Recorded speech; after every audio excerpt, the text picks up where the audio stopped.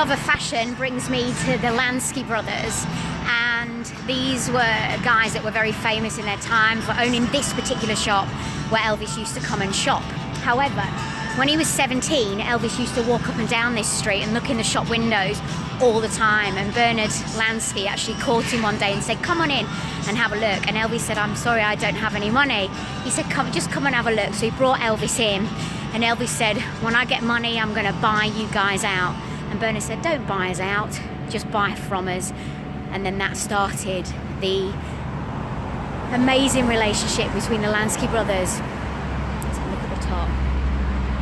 And Elvis Presley. Now, Elvis Presley was known for his outlandish, garish shirts. You know, men wearing pink before those days really wasn't even heard of. Beautiful shirts they've still got as well to this day. He was wearing different clothes when he was at school, and people were following him even back then, and he always said he never followed anybody's style, he always wanted his own style. He was so well known for his clothes, his sophistication, his great dress sense of what everybody followed, and I loved that fashion, fashion side of him. Now, when he got to 1968 and he started to wear the big collars, which was first came out when he wore his black leather, that was actually started by a guy called, I don't know whether I'm pronouncing this right, so do excuse me if I'm not, but Bill Belew. B-E-L-E-W. I've asked loads of people in Memphis how to spell it and how to pronounce it, but nobody knows. Which is silly, really. But he came up with the idea of the big collar because he loved Napoleon, and he thought if Elvis wore a big collar around his neck, it would frame his face, because of course that's what he was most famous for, wasn't it, for his good looks. And that's how the big collar started. Then it moved to the jumpsuits, and the reason being was because Elvis didn't like performing and his shirts riding up, his jackets riding up, and also his trousers used to rip. So that's why he then moved into the jumpsuits sort of in the 1970s, and that was Bill Belew.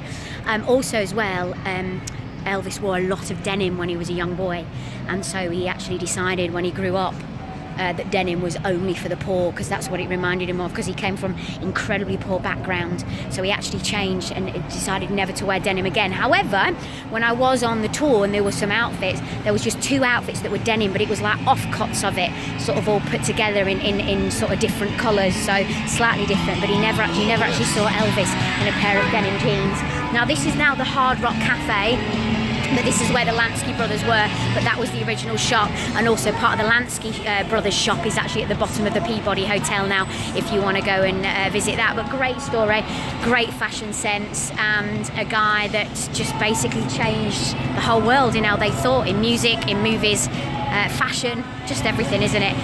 What a great guy. Thumbs up, and don't forget to subscribe.